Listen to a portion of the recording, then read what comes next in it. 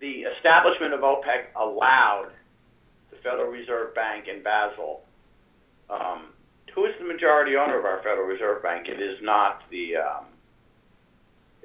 it's not our member banks. Okay, so when they established OPEC, they created a resource that is an underlying value that everybody needed on the planet. And the only way you could get it was to acquire dollars. It was the initial step and the brainchild. And the salesman who basically put it all together and got it all done was a member here in the United States. I mean, you have Kissinger involved, McNamara, and all those individuals who were part of that particular system. And they put that all together for one reason, okay? Once you establish one currency from one nation, you've allowed the committee to basically have the option to convert every nation's currency into a one world currency because they control the exchange rate. They set the exchange rate. They can literally shut a nation down. They could make Mexico tomorrow stronger than the dollar. But they won't. But they do have that option.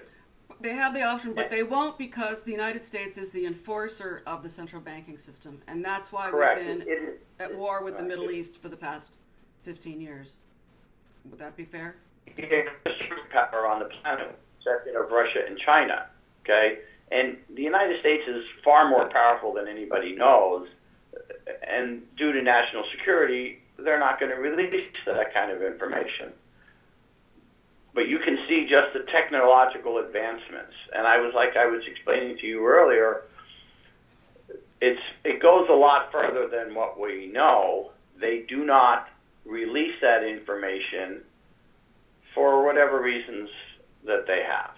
Okay? Mm-hmm. Regardless of what anybody's supposition as to the reasons, they don't. They have their methods. Mm-hmm. They do not, the committee does not, and I refer to them as the controllers. The controllers do not care about ruling us. They only want to own us. Right, and it's exactly the quote that we've heard about Amschel Rothschild a million times, you know, I care not who rules the country as long as I control the currency. And that really is the motto of the central banking system as well. It's not just a Rothschild thing. It's a no. It's been around a long time. It's right. Well over 1,000 years old. Right. That they learned a very long time ago, and through their genealogy and their own educational library mm-hmm. that they have, which they don't make public to anybody outside of the 300. The right to issue a medium of exchange allows them to basically control every aspect of your life if you are a human being. And the reason that is because you and I and every human on this planet, we need each other.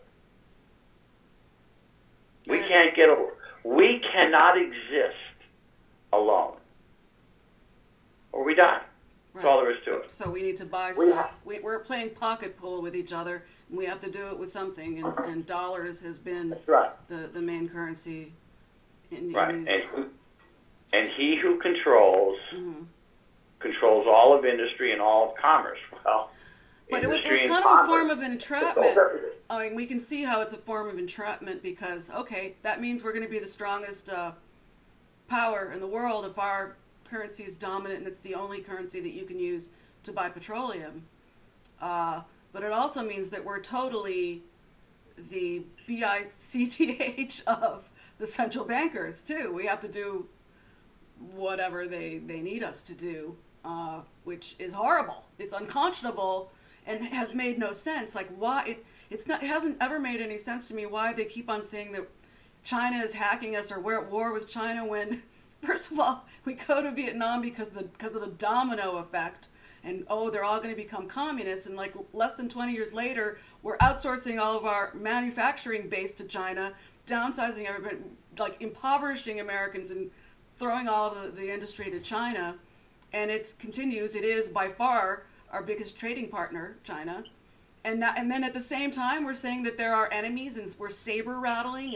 It doesn't make any sense, except with the understanding, it doesn't make any sense at all, except with the understanding that it has to do with the fact that they're not on board with the central banking system. Now, did China not live up to some kind of an agreement? Because it really looks like a deal was made. I mean, China went from completely poverty-stricken, totally communist.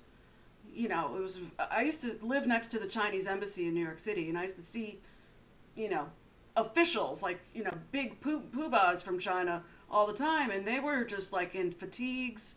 They looked like hayseeds, you know what I mean? They were really from the sticks.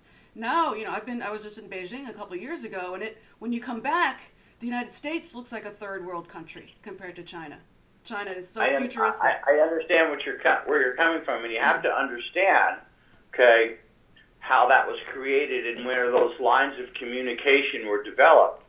Henry Kissinger did that. He's the one that basically brought China on board and established the trading agreements and opened up and got us to where we are today with China. Okay. So why are they the enemy, and why is it the pivot to Asia and all these military exercises in the South China Sea and trying to assert, you know, military might with our biggest trading partner? What's that all about? We don't have access to all the information we need yet. Hold on, could you say that again? We don't have draw access. A conclusion that's irrefutable. Okay, but okay, hold on. Whoa, we whoa. have Excuse let me me. finish. We have enough. Cut. Just repeat that again. We don't have the audio and everything cut out a little bit. So let's say that again. Why? What is this pivot to Asia all about? Why are we supposed to be enemies with China when they're our biggest trading partner? What is? It makes no sense. What's that about? Well, there was an alliance formed, and in an attempt to subvert the International Monetary Fund's plans to issue a one world currency and to sidestep having to purchase the dollar to do anything. That's why Russia and China now trade oil in yuan and rubles. And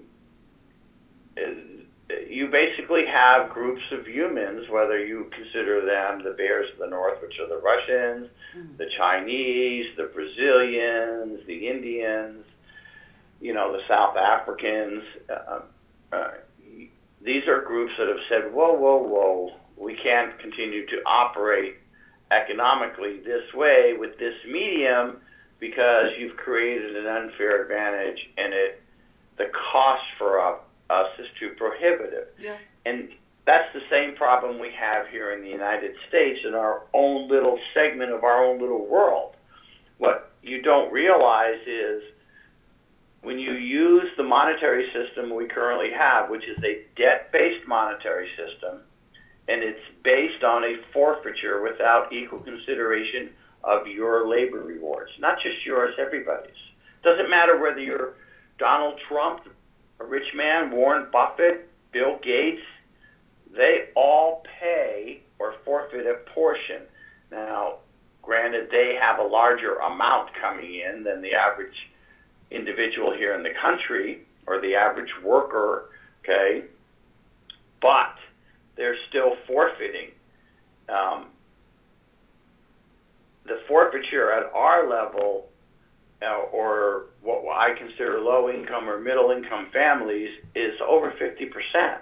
Right, when you get done with all the taxes, the income. Right, when you add it all up, you take an individual, you know, who makes $120,000 a year, a family that makes $120,000 a year, they're forfeiting $60,000 of it into the system.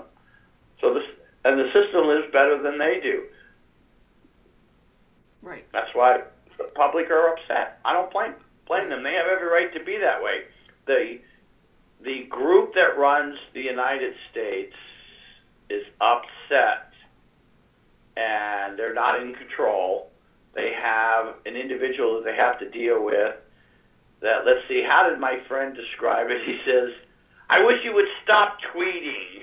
I said, well, it doesn't matter whether he tweets. It's a great form of communication. He can get something out much faster on a tweet, and the word spreads than if you depend on the journalistic newsrooms at all the media outlets in the country. Otherwise known as the Ministry of Propaganda.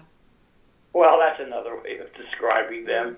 I basically I don't like those individuals for what they've done, because they, even though that they may know different, they still go out and read their monitors and do their job because they like their pay and they like their lifestyle, and to hell with everybody else. And most Americans do have a me attitude. You know, me first, me. Well, almost everybody I know is that way. If they had the right to issue money, they would be no different than members of the committee or the controllers. They'd all be the same. They'd all try to control everybody and have it their way.